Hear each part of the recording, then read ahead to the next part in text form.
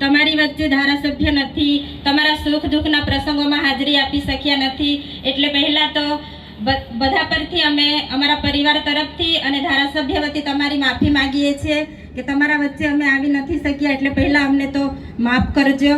કેમ કે 1 લાખથી પણ વધુ મત આપીને તમે એક ધારાસભ્ય બનાવ્યા છે, વિધાનસભામાં મોકલ્યા છે અને તમે મત આપ્યા છે છતાં પણ તમારા વચ્ચે સુખ દુઃખના પ્રસંગોમાં આવી નથી શકતા, એટલે પહેલાં તો તમે દિલથી અમને માફ કરજો.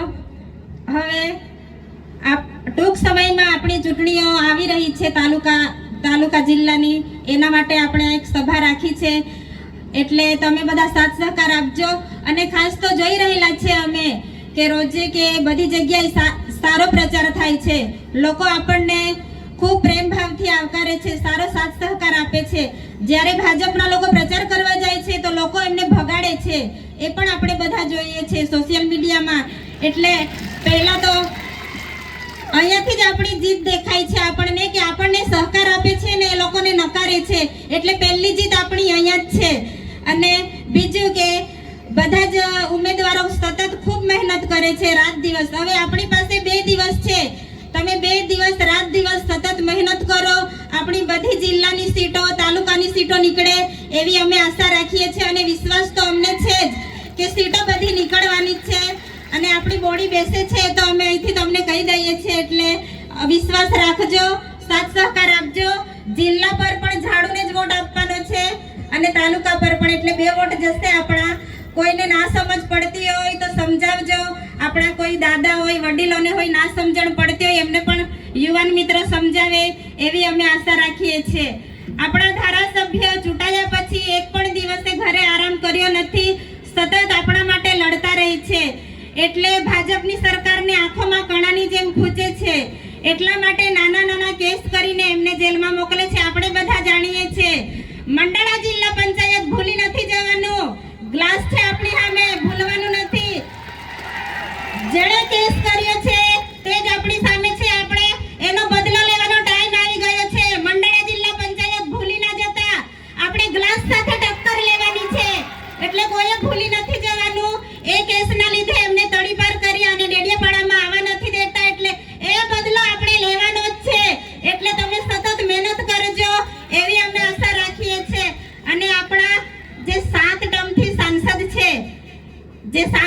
સાંસદ છે, મીડિયાના માધ્યમથી અમને જાણવા મળે છે કે કમલમમાં નીલરામભાઈ સાથે કઈ લાફામારી થઈ છે, તો આપણા સાંસદને લાફો માર્યો છે નીલરામભાઈએ. તો સાંસદ મનસુખભાઈ સાંભળજો, તમે જ્યાં બી હોય ત્યાં લોકોને ખુલાસો આપો.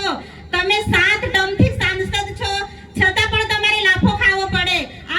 આ કેવા સાંસદ છો તમે કે તમારે લાફો ખાવો પડે? તમે અમારા લોકોને જવાબ આપો, અમે તમારા જવાબની રાહ જોઈએ છે કે તમારે લાફો કેમ ખાવો પડ્યો.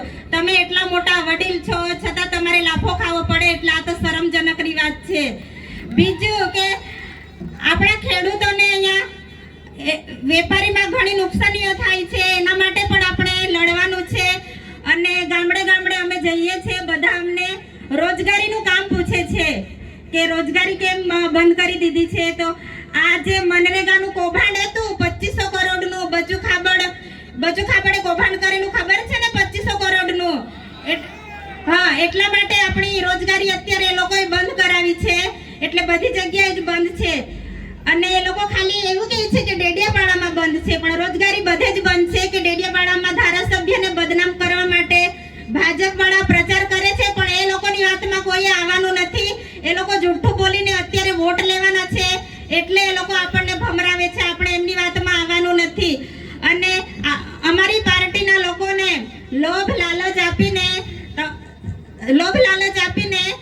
ભાજપવાળા ટિકિટો આપીશું, લોભ લાલચ આપીને લઈ જાય છે. તો આપણી પાર્ટીમાંથી જે રાજીનામું આપીને જાય છે ભાજપવાળા, એ લોકોનું કંઈ વેલ્યુ કરતા નથી અને એ લોકો જાય છે પાર્ટીમાં પણ એમનું કોઈ જ વેલ્યુ નથી, તે આપણે જોઈ રહેલા છે.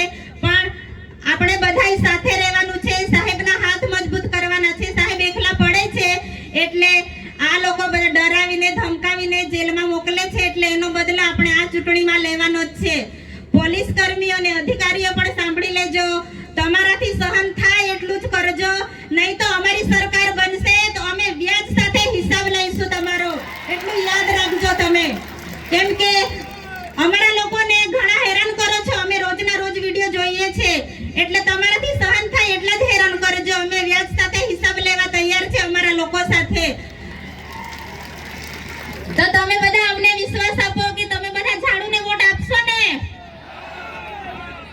હા, તમે આપશો એવી અમે તો આશા રાખીએ છીએ, કેમ કે અમને લોકોનો ખૂબ સારો પ્રતિસાદ મળે છે. અને આપણા ઉમેદવારોનો પણ ખૂબ આભાર માનીએ કે રાત દિવસ સતત મહેનત કરે છે. હવે 2 દિવસ છે, મહેનત કરજો અને બધી સીટો નીકળે એવી અમે આશા રાખીએ છીએ.